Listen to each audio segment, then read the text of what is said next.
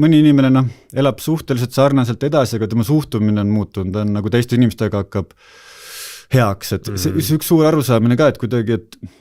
ka igaüks ei panna seda nii hästi samamoodi sõnadesse, aga et me oleme siin kõik koos, et see nagu, et päriselt võib-olla ongi see teadvus, eks ju, et nagu kõike läbiv tegelikult, kogemised eraldi olekut, aga et nagu kõik, mis sa teed ise endale, et see on ka vana, eks ju, niisugune klišeeline motiiv, aga see levib ka nii mitmes religioonis, et tõenäoliselt on nagu väga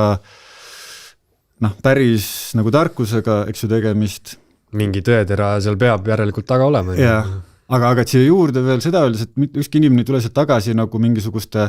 karmide õpetustega, et seal on nagu oleks mingi joonlauaga õpet, et hakka nagu hästi elama, vaata, et seda ei ole, et see on jälle mõnes religioonis teistmoodi, et räägitakse sükseist karistavast jumalast või midagi, eks ju. Et mulle sellepärast meeldib, et kui me üldse suuremaid asju, ütleme inimese tähendust siin maailmas püüame mõtestada, et siis need surmalähedased kogemused on kõige neutraalsem allikas. Keegi ei tule sealt sul mingisuguse õpetusega, et niimoodi peab tegema, vaid nad lihtsalt on saanud sellise arusaama, sul tuleb ise isu teistmoodi, kuidagi teistmoodi käituda, kuidas keegi varem on olnud, ja pluss sa ise saad seeläbi ka õnnelikuma ja rahulikuma elu kogeda, elada ägedamalt, eks ju. Ja siis on selles mõttes on see surmalähedane kogemus, kui selline on hea müügimees, sest sa tuled justkui ise sellele ideele, et see ongi see trikk, et ta ei suru peale sulle midagi. Ja see on üks huvitav koht, mis on ka see,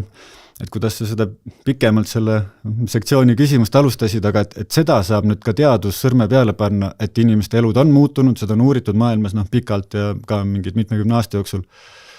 Et need on tõesti inimelu muutvad, et me näeme seda nähtust, me saame seda taas kontrollida ja on selge, et jube suur mõju on ja siis see on ka üks väga hea nagu see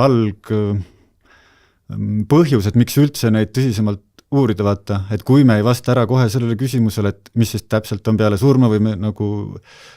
kui tahad olla mõistlik, ei ole nagu lihtne seda seal öelda mingeid asju, siis seda saab küll öelda, et see kuskilt tuleb meie teadusesse mingi uutmoodi teadmine, jube huvitav küsimus on, et kus see tuleb, millega üldse tegu on, eks, et hakata ka sealt kaudu jälitama, et ma ise mõtlen sinna kanti küsimusi välja alles. Jah, see on selles mõttes, et ma ei tea, mis need ülikooli need analüüsivormid on, aga mitte numbrianalüüs, aga jutustav analüüs. Sisuanalüüs. Et ongi, et ala kui võtta mingi siuke suvaline näide, et inimesed, kes on saanud näiteks kopsuvähi diagnoosi, kes on suitsetajad, on ju, et siis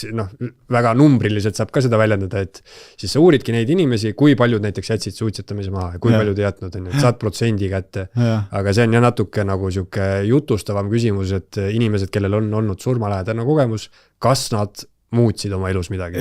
Et see on nagu Ja mõned huvitavad asjad, et kui need meil, selles mõttes on see Eesti valim äge ja mul paljud inimesed tulevad,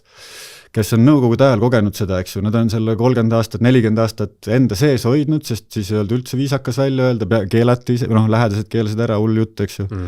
Aga siis oli, olen perekonnast, aga üldiselt meil ei olnud religioon oli keelatud, eks ju, et vaimseid asju ka ajasid mõne, aga ikka väga väike protsent inimesed, aga et väga paljudel ei olnud üldse sükest mõtlemist, nad olid asjalikud, ratsionaalsed, tublid inimesed, haritud inimesed ja siis pauk juhtub mingi selline asi, vaata, et see lööb, sa ei ole otsinud infot, sa ei ole otsinud mingisugust vaimsust, eks ju, ja järsku tuleb mingi suur arusaamine, mis lööb nagu kõik pahviks, mis sa varem oled elust teadnud ja see on ka huvitav, et meil on valimis sellised inimesed, eks ju, et kui sa USAs uuritakse, et seal on kogu aeg kuskil on olnud see kristlus selja taga, mõnes kohas väga tugevalt, eks ju, peetakse seda otseselt mingiks nende konkreetse jumala teoks, eks ju, aga meil see pole olnud ei religioosne, ei uus vaimsust pole taga ajanud ja siis avastad ennast sellest mustast tunnelist, et see lööb päris pahviks, vaata inimesed algul ikka ehmatada ära ja tegelikult esimestel aastatel peale juhtunud, mis väga ei taheta jagada seda ka kellega, et mingi väike ooteaega on, et seda ise läbi seedida ja siis sul ei olegi nagu neid sõnu seda asja mõistmaks, on ju, et ongi praegu ilmselt kui see kellegiga juhtub, siis on suur tõenäosus, et ta on mingisugusest vaimsusest ja asjast kuulnud, on ju. Või siis konkreetselt sellest, et nagu, kui sa ei ole mitte kunagi kuulnud sellest, et keegi on mingisugust tunnelit näinud, on ju, siis sa järsku ise seal tunnelis oled, et siis on ilmselt tõesti päris raputav. Päris raputav, aga teine asi, praegu ka võib-olla, tähendab ongi kõiksugu inimesi oleneb, vaata, mis seltskonnas sa oma asju ajad, et kui sa oled ka, et ütleme, ratsionaalne olemine on mõnes mõttes popp või normaalne on olla ratsionaalne, me ei taha kuulata mingist umbluud, üks osa, eks ju, ühiskonnast. Ja sinu ümber on sellised inimesed, ma ei tea, olete kaupmehed, kes iganes, eks ju, ja siis juhtub endal, et sul on jube raske seda sa ei suuda nagu oma meil kõigil on oma lähikonnas ka mingi oma teatud arusaamist ring, eks ju, kuidas me arvame maailmast ja asjadest nii, nagu meie lähikond arvab, eks ju, ja kui sa seal üksi, siis saad niisuguse suure paugu, see on väga raske üldse seda kuhugi välja nagu põrgatada seda mõtet, eks ju, su oma inimesed ei saa sust üldse aru, ütled, sa oled nüüd toituks läinud või midagi sellist, eks. Eesti Esu